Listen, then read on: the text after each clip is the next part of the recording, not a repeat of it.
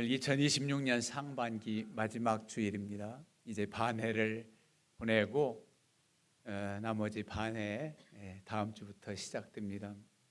6월은 전도의 달이었습니다. 하나님께서는 많은 영혼이 주께로 돌아오는 것을 가장 기뻐하시고, 우리가 하나님께서 구원의 감격 은혜를 주셨다면 마땅히 하나님의 자녀 그리스도의 제자로서 해야 될 본분이 많이 있지만 복음 전하는 일입니다. 이 복음을 전하는 것은 우리에게 주신 사명이고 또 의무이고 복이기도 합니다. 그래서 오늘은 좋은 소식을 전하는 자들, 좋은 소식을 전하는 우리들이 얼마나 복되고 또 은혜스러운 삶을 살게 되는가, 그리고 이 사명을 감당해야 되는가 하는 말씀으로 은혜를 나누려고 합니다. 좋은 소식, 복된 소식은 그야말로 복음입니다. 그래서 헬라어 원어로는 유앙겔리온 그럽니다. 영어로는 굿뉴스 그러지요. 복음, 더 굿뉴스 그래요. 정말 복된 소식, 좋은 소식입니다. 이 복된 소식, 좋은 소식이 바로 예수 그리스도께서 우리를 구원하셨다는 소식입니다. 여러분, 우리 어렸을 때는 어르신들이 아침에 까치가 막 울면은, 까치 소리가 나면은 오늘 좋은 손님이 온다, 좋은 소식이 있다 그래요. 그럼 어렸을 때 애할머니가 우리 집에 오시면 참 좋았거든요. 애할머니 오시나? 그랬었어요. 좋은 소식. 근데 까마귀가 울면은 좋지 않았어요. 초상집이 생기나?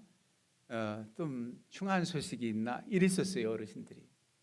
여러분, 가장 좋은 소식은 예수 그리스도께서 우리를 구원하셨다는 그 소식이에요. 그 믿는 자는 죄와 사망에서 벗어나고 하나님의 자녀가 되는 권세로 살게 됩니다. 천지 만물을 지으시고 인간의 생사화복을 주장하시는 그 하나님을 내가 아버지라고 부를 수 있는 그 특권적인 복이 우리에게 있다는 이 사실입니다. 이보다 더 기쁜 소식이 어디 있겠어요? 이 소식은 여러 가지 세상에 말하는 복보다도 가장 귀한 복이고, 그 복을 주장하신 하나님의 복을 받는 그런 삶을 사는 것이 그 복음을 받아들이고 믿는 자들입니다. 어려서 얘기를 많이 합니다만, 이제 어렸을 때 정초가 되면 토정비결이라고 봤어요. 예수님을 안 믿었을 때니까, 교회가 뭔지도 모르고 안 믿었으니까 토정비결을 보면은 매 월별로 무슨 일이 있다, 흉한 얘기도 나오고 길한 얘기도 나오는데, 서쪽에 귀인이 온다 이런 얘기를 많이 들었어요. 서쪽에 귀인이, 서쪽에서 누가 귀한 사람이 와서 우리에게 어떤 은혜를 끼치려고 그런 생각을 갖게 하는 거지요. 근데 가장 귀한 소식을 전하는, 복음 전하는 사람이 귀인이에요. 가장 귀한 은혜의 사람들입니다. 그리고 또 무슨 얘기를 말씀을 하셨었느냐면, 타고난 난시 난월 사주 팔자라고 그러잖아요. 난해, 난월, 난일, 난시. 그래서 네 기둥 얘기를 하면서 천문성을 타고났다, 천복성을 타고났다, 천파성을 타고났다 이러셨어요. 그 당시엔 그게 무슨 뜻인지 몰랐는데, 천문성은 하늘천 그월문 별성이라 글에 대한 어떤 문과 쪽으로 대성할 수 있는 별자리를 타고났다는 겁니다. 천복성은 아주 복을 타고난 별자리라는 거예요. 천파성은 들어도 좀 어감이 나쁘죠. 파괴될 때 흉한 그런 생이다 뭐 이런 얘기를 해요. 여러분, 어떤 별자리 그게 나를 주장하는 게 아니라 그 별을 지으시고 섭리하시는 하나님을 그때는 알지 못했습니다. 하나님께서 모든 만복의 근원이세요. 그래서 그런 것, 지엽적인 것, 그저 나무 한 그루 한 그루만 보는 그런 세계가 아니라, 우리 하나님을 믿고 예수 그리스도를 영접하면서 살아간 생애는 너무나도 감사하고, 그 하나님의 놀라운 세계를 바라보면서 나무를 몇 그루 보는 것보다 숲을 본다고 하듯이 그 모든 우주 만물을 주장하시는 우리 하나님을 알고 믿게 된 그 사실이 얼마나 놀랍고 은혜로운가를 생각해 보게 됩니다.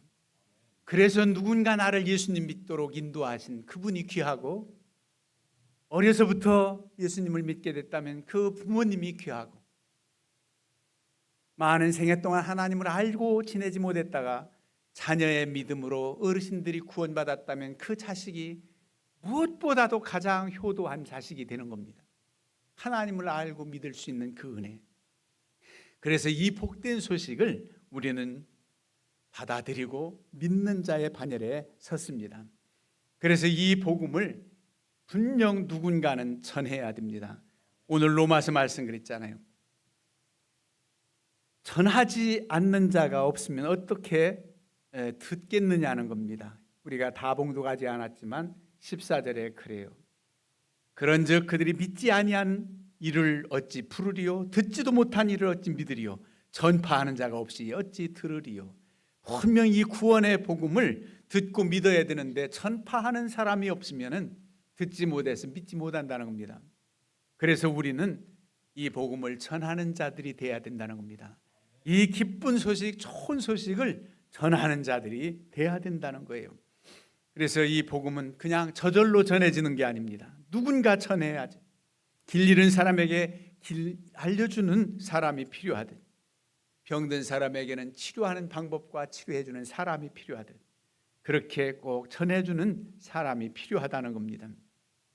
이 복음을 전해주는 사명이 너무나도 귀해서 그냥 예수님 믿고 나는 전함을 받았다, 모두에게 주는 지상 명령이지요.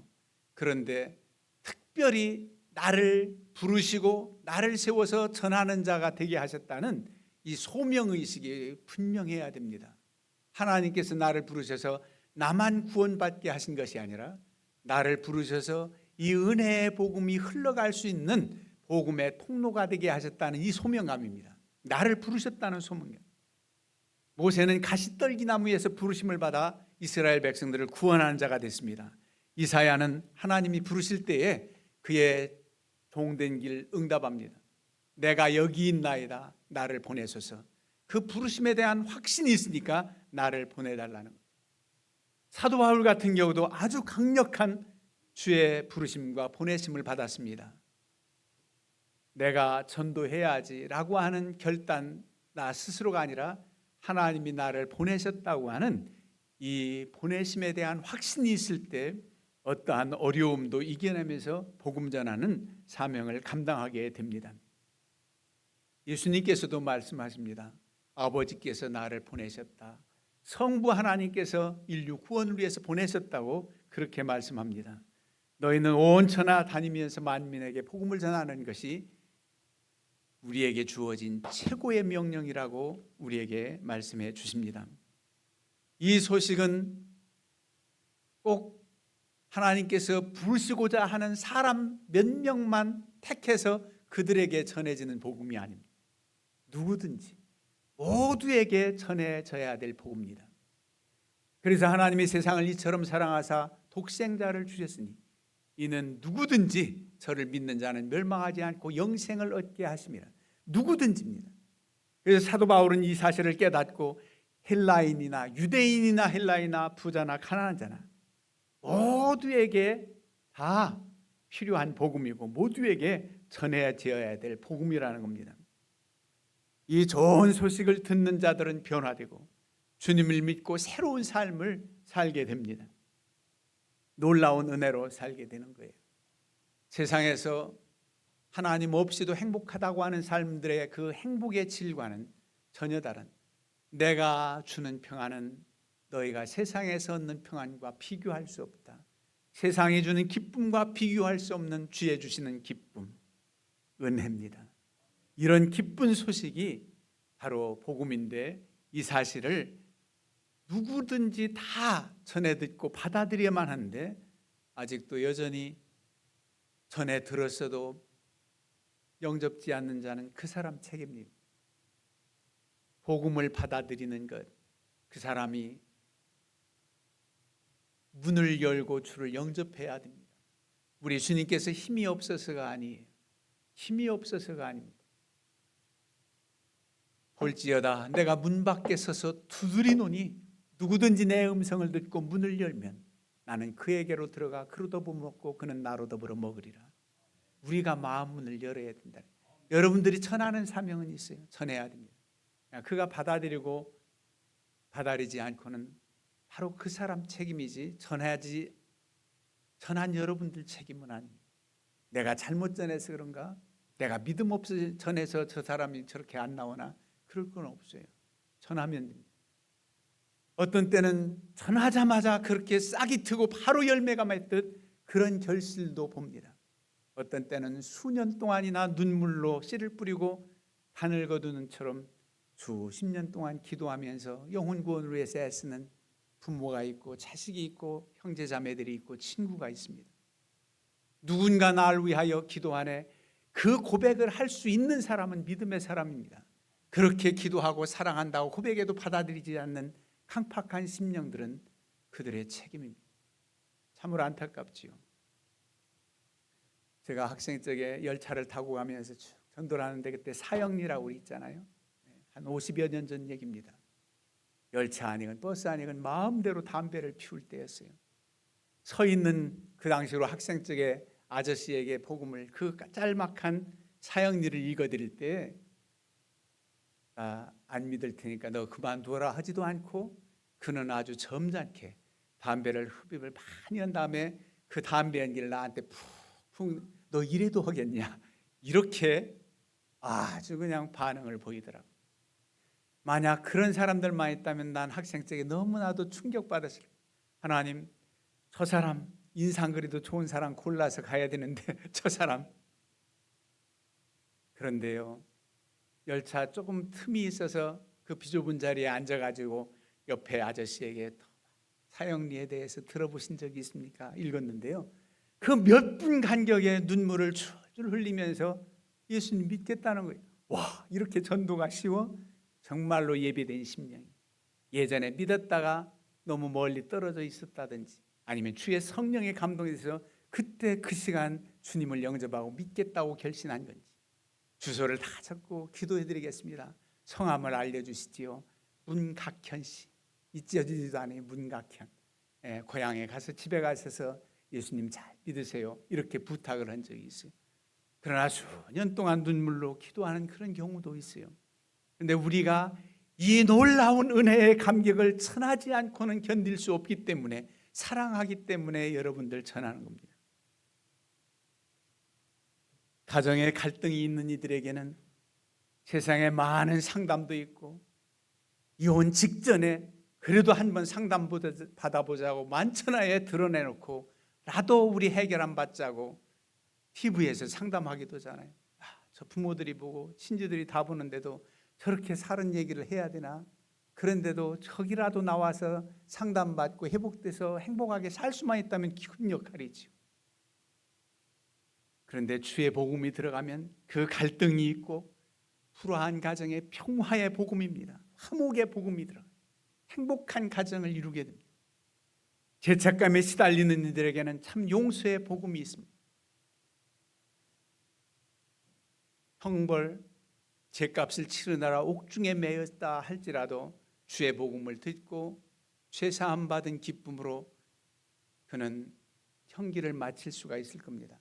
형기를 다 마쳤어도 하나님을 알지 못하고 나는 이제 법적인 건 다 치렀으니까 하고 자유하지 못합니다. 죄책감에 시달린 이들에게 참 자유의 복음이 있습니다. 그냥 넌 무조건 용서받았으니까 파렴치하게 밀양이라는 영화에 나오는 사람처럼 그렇다는 게 아니에요. 정말로 이 은혜의 감격에서 내 다시는 이런 죄를 범하지 않고 이 기쁜 소식을 만민에게 전해야 되겠다고 하는 그런 겸손한 회개입니다. 그런 자유함이에요. 죽음의 두려움이 있는 이들에게는 부활의 소망, 얼마나 은혜입니까? 많은 사람들이 인생의 궁극적인 문제, 죽음 앞에서는 두려워합니다. 누구라도 두려워해요. 그런데 그렇게 평안하게 주님 나라를 소망하면서 찬송 불러달라고 그렇게 확신이 어디서 옵니까? 천국에 대한 소망이 있기 때문입니다. 그런 은혜의 복음, 부활의 복음, 그런 감의 의미를 잃고 그저 나를 그냥 살아가는 이들, 그냥 이런 이들에게 참 소망의 복음입니다. 의미가 있게 하고 활력 있게 하고 소망이 넘치게 하는 이 복음, 열정을 갖게 하는 이 복음, 이런 은혜의 복음입니다. 이건 모두에게 다 적용되기에 그야말로 오 주여서 오시옵소서 영접할 일입니다. 모두에게 전해야 된다는 겁니다. 이 기쁜 소식을 그럼 어떻게 전합니까? 먼저 입술로 전해야 되겠지요. 전하는 자 말하지 않으면 들을 수가 없다는 겁니다. 먼저 입으로 전해야 돼요. 전파하는 자가 없으면 들을 수가 없다는 겁니다. 복음은 침묵으로 전해지지 않습니다. 고백해야 돼. 내가 내 입으로 예수를 주로 시인하면 구원을 받으리라.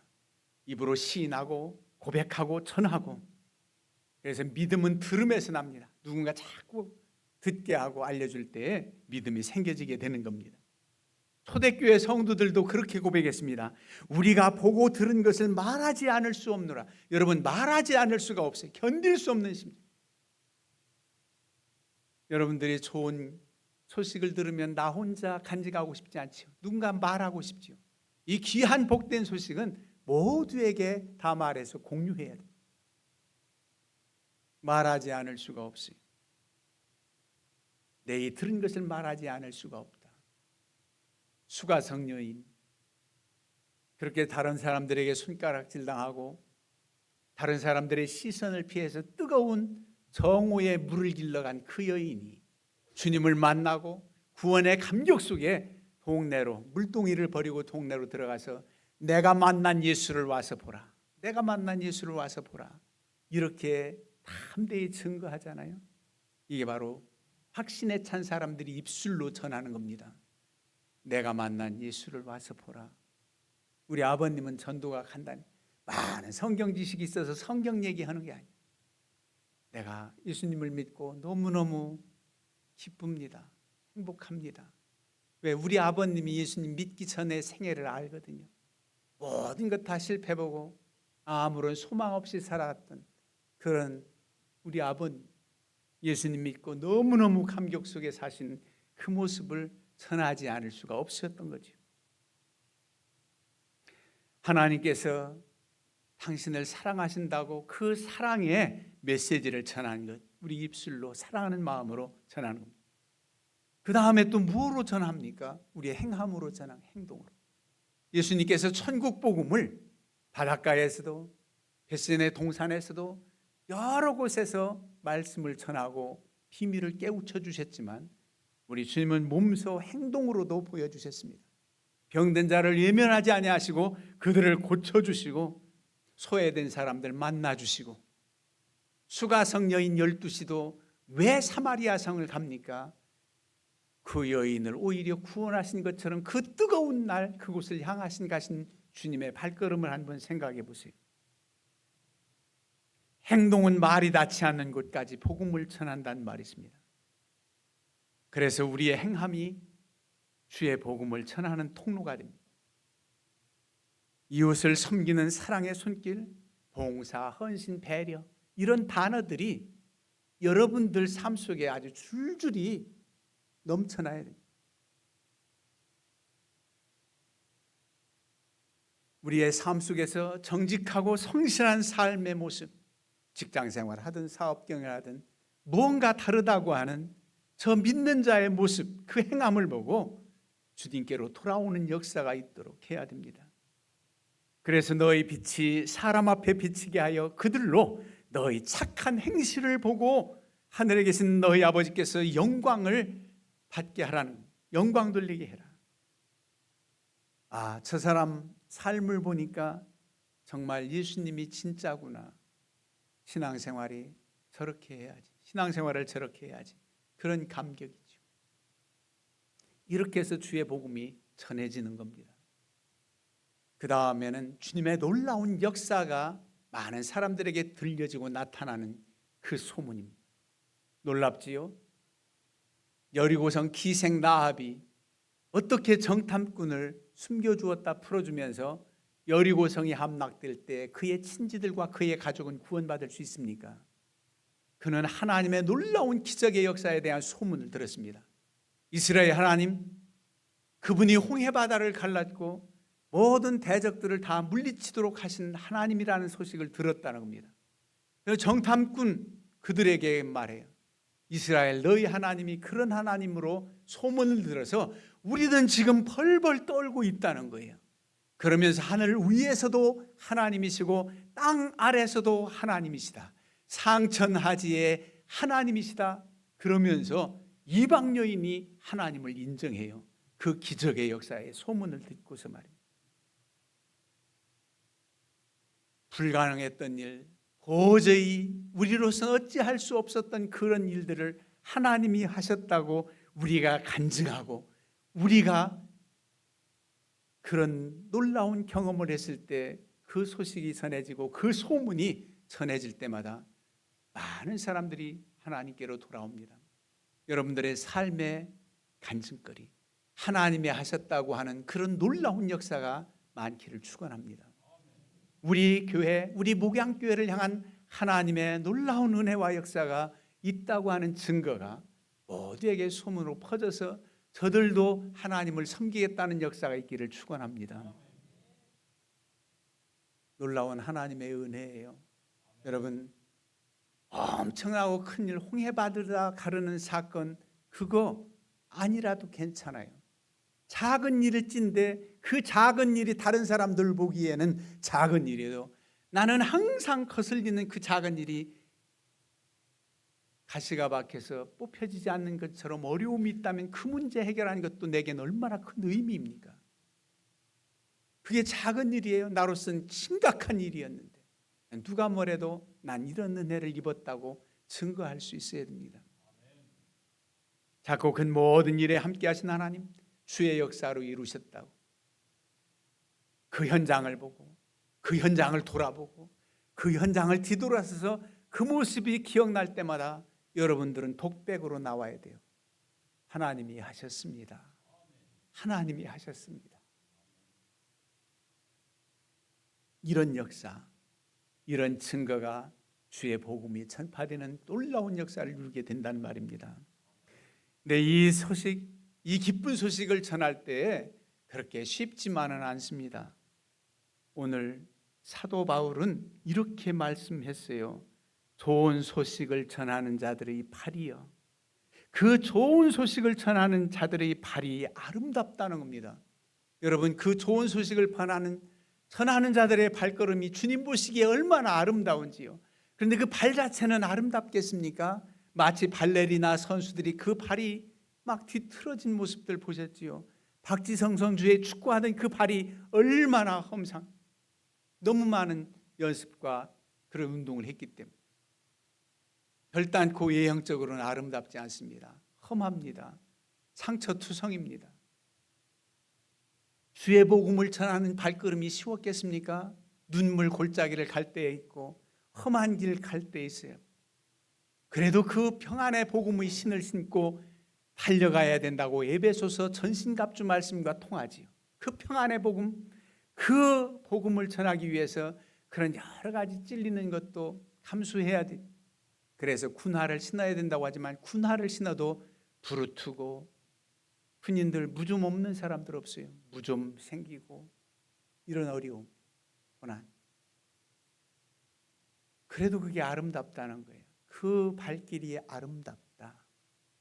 주님 보실 때 그래요. 여러분, 예수님 전하느라고 그 복음 전하고 예수님 믿게 하는 그 안타까움으로 눈물의 기도 흘린 흔적, 마음의 상처가 주님 보실 때 아름답습니다. 그런 발걸음이 아름답다는 거예요. 사도 바울은 내 몸에 예수의 흔적이 있노라. 여러분, 그의 마음, 그의 모든 육신 지체에 예수님의 흔적이 있어요. 실질적으로 그래요. 돌에 맞은 흔적도 있겠지요. 상처투성일 겁니다. 몸된 주님의 교회를 위해서 내 몸에 예수의 흔적이 있노라.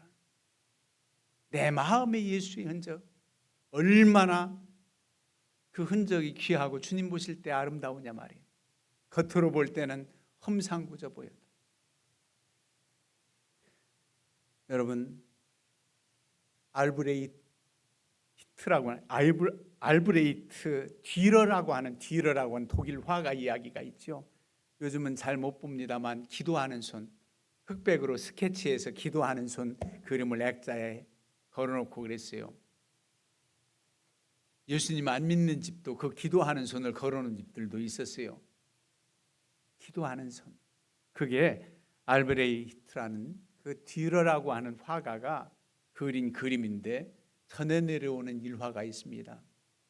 픽션이든 논픽션이든 그 내용이 뭐냐면 친구 둘이서 화가가 되려고 꿈을 꿨는데 너무 가정이 여의치 않아서 한 친구가 일하면서 뒷바라지 해주고 화가로 성공하면 그 친구가 뒷바라지한 친구를 화가 되게 하도록 그 화가의 꿈을 가진 친구들이 약속을 했다는 겁니다. 그런데 이 듀러라고 하는 화가 이제 화가가 돼서 자기를 뒷바라지한 친구 집에 갔더니 기도하고 있어요. 우리 친구가 빨리 화가로 대성하고 성공하기를 위한 그 기도하는 그 손을 그렸다는 거예요. 그 손은 광부로 일한 친구의 손은 너무 험상궂고 험해서 다시 화가 공부를 할 수 없을 정도라고까지 얘기할 정도로 일화가 그렇게 나옵니다. 그런 친구의 손을 그렸다. 여러분, 그 손이 험상궂지만 얼마나 아름다워요. 좋은 친구, 그의 장래를 위해서 그렇게 뒷바라지 하겠다는 그 발상이 참 아름다운데, 그런 모습이 아름다운데 주를 위한 여러분들의 헌신과 여러분들의 수고가 분명 헛되지 않습니다. 다른 사람들 볼 때는 주님 때문에 여러분들이 마음 저리고 힘들었던 그 모든 상처가 상처로 그냥 보일지라도 주님 보실 때는 아름답단 말입니다. 너무 귀하단 말이에요. 우리의 영적으로 너무나 나 혼자 미쳐서 편안한 가운데 있었던 그 깨끗한 모습만 주님 앞에 갔을 땐 그게 부끄러운 거예요. 그 마음의 상처.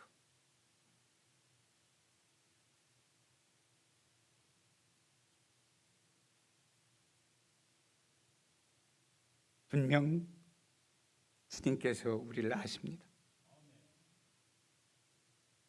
끝까지 낙심하지 않고 기도해서 영혼 구원에 최선을 다하길 바라요. 좋은 소식을 전하는 사람들에게 이런 어려움도 있지만 큰 기쁨이 있습니다.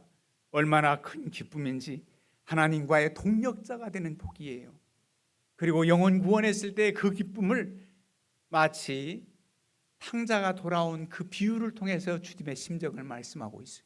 탕자의 비유. 어떤 집에 아들 둘이 있었는데 큰아들과 작은아들이 있었다. 작은아들이 아버지 재산 분복을 받아가지고 이방 나라에 가서 다 탕진하고 돌아왔다. 돌아온 뒤에 잔치를 벌였다.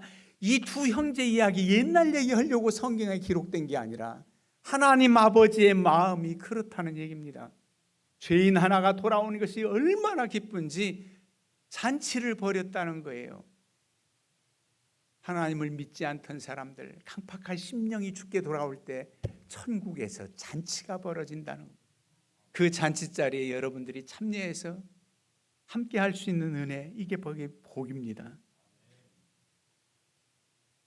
그리고 많은 사람들을 옳은 대로 돌아오게 한 자, 이끌어주는 자는 하늘의 별과 같이 비추임을 받는다는 거예요. 옳은 길은 뭡니까? 주님을 믿는 길이에요. 오직 길 대신 주님께로 돌아오는 길입니다. 이 일을 감당하는 이들에게는 하늘의 별과 같이 비추임을 받는다. 그 험한 길을 가는 동안 내가 달려갈 길을 마치고 믿음을 지켰으니 내게 의의 면류관이 예비되었다. 이 면류관 상급, 이게 바로 복음 전한 자들에게 주어지는 복입니다. 여러분, 이런 사명을 잘 감당하셔서 구원받은 기쁨과 감격 속에 살아가지만 이 은혜를 사랑하는 사람들에게 치고 전해지는 역사가 있기를 주님의 이름으로 축원합니다. 윤선미 집사님 봉헌 특별 찬송해 주시겠습니다.